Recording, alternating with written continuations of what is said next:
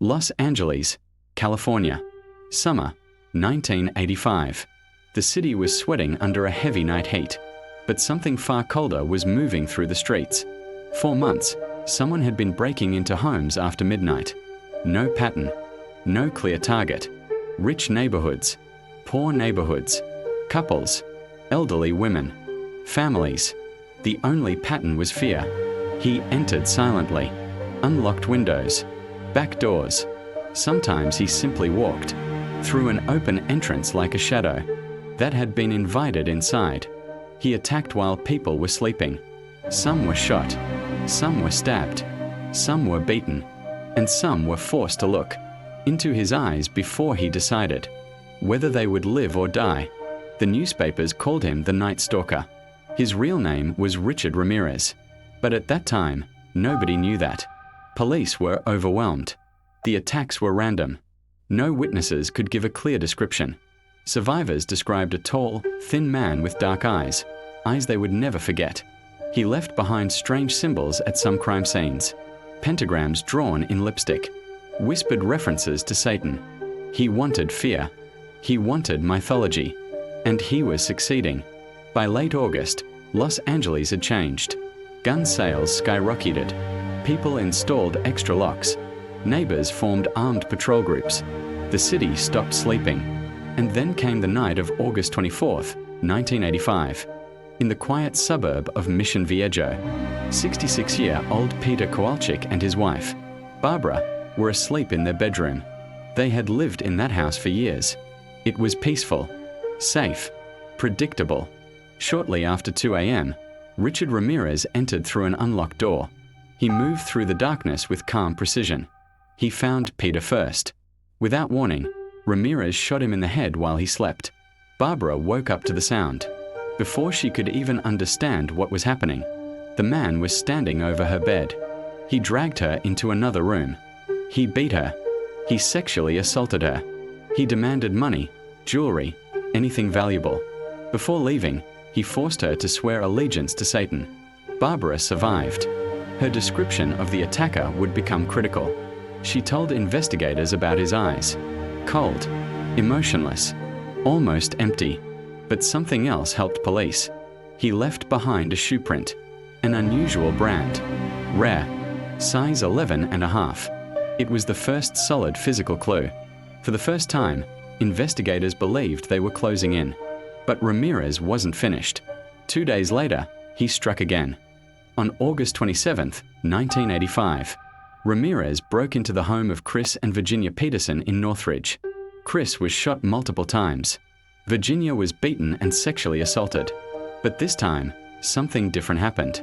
Virginia survived, and she memorized his face. When police later showed her photos, she didn't hesitate. That's him. At the same time, detectives connected the shoe print found at previous crime scenes. They traced the rare shoe to a single pair sold in the entire Los Angeles area. The net was tightening. Meanwhile, Ramirez had no idea. He was reckless now. The media coverage had turned him into a monster in the public imagination. He read the newspapers. He watched the news. He enjoyed it. He believed he was untouchable. But on August 30th, 1985, he made a mistake. He left his car behind. Inside, investigators found a fingerprint. It matched a known offender, Richard Ramirez. The Night Stalker had a name, and now the entire city knew his face. With his identity confirmed, Ramirez went into hiding. Police launched an unprecedented manhunt across Los Angeles. Helicopters scoured the skies. Neighborhoods were patrolled. Every reported sighting was investigated. But Ramirez was careful. He changed clothes frequently, moved at night, and avoided any obvious patterns. His attacks continued. He broke into homes quietly. He terrorized families. Sometimes, he would spend hours in a home, observing his victims before striking. Survivors recalled strange behaviors, chanting, references to Satan, odd rituals. The city's fear reached a peak. Residents stayed indoors after sunset. Children were kept home from evening activities. Streetlights became a source of anxiety. Any shadow could be him. Despite the chaos, law enforcement found a critical breakthrough. Investigators discovered a stolen car that Ramirez had abandoned. Inside were belongings from multiple victims. Each item tied him to a specific crime scene. Fingerprints, shoe prints, and eyewitness reports converged. The authorities now had enough evidence to link him to over a dozen murders, assaults, and burglaries. Ramirez had become more than a criminal. He was a symbol of terror that had gripped Southern California. The question haunting everyone remained: how could one man instill such fear while evading capture? Then, on August 31st, 1985, a chance event changed everything. Ramirez attempted to enter an apartment in East Los Angeles. The residents spotted him acting suspiciously and tried to stop him. But Ramirez fought back. He fled, running through the streets. A group of local citizens saw him and gave chase. For the first time, the predator was being pursued by ordinary people, not the police. They cornered him and, in a chaotic struggle, beat him severely. Bystanders restrained him until officers arrived. He was arrested. The city breathed a collective sigh of relief. But the horror of his crimes had already left a permanent scar. During interrogations, Ramirez remained unapologetic. He spoke freely about his beliefs, his fascination with Satan, and his pleasure in terrifying his victims.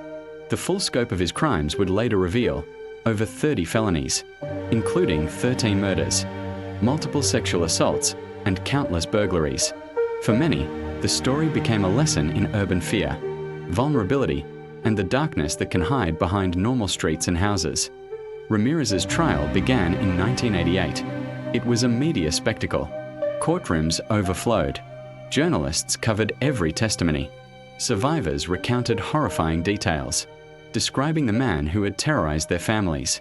Prosecutors presented damning evidence: fingerprints, shoe prints, stolen items, and eyewitness identifications.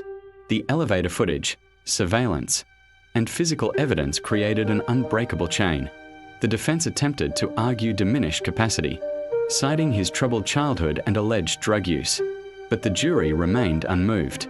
During the trial, Ramirez was often defiant. He shouted satanic references in court, smiled at victims' families, and reveled in the attention. After months of testimony and deliberation, the jury returned a verdict: guilty on all counts. Ramirez was sentenced to death, receiving multiple death sentences to reflect each individual crime. The city of Los Angeles slowly began to heal, but the fear lingered for years. Neighborhoods remained wary, doors stayed locked, and the shadow of the Night Stalker remained in public memory. Psychologists later analyzed Ramirez's behavior. They concluded that he displayed characteristics of a psychopathic personality: lack of empathy, obsession with death and Satan, thrill-seeking, and manipulative charm. His childhood had been marked by abuse, neglect, and exposure to violence. His fascination with Satanism and horror culture may have reinforced his behavior. But experts also noted that his crimes were opportunistic. He selected victims not for personal grievances but for vulnerability. His attacks were predatory, precise, and designed to instill maximum fear.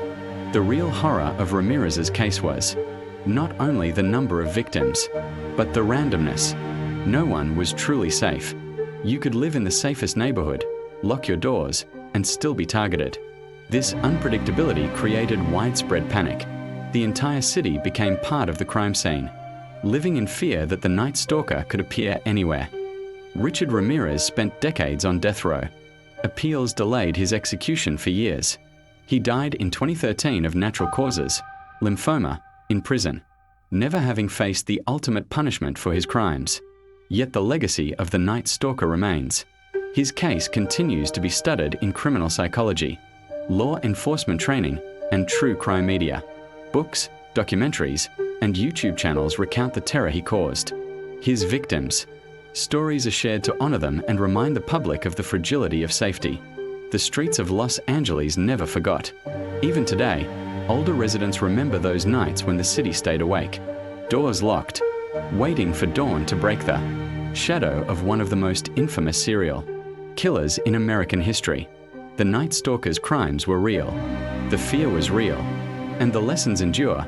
Evil can hide in ordinary places, and sometimes it is the darkness of the mind, not the streets, that terrifies the most.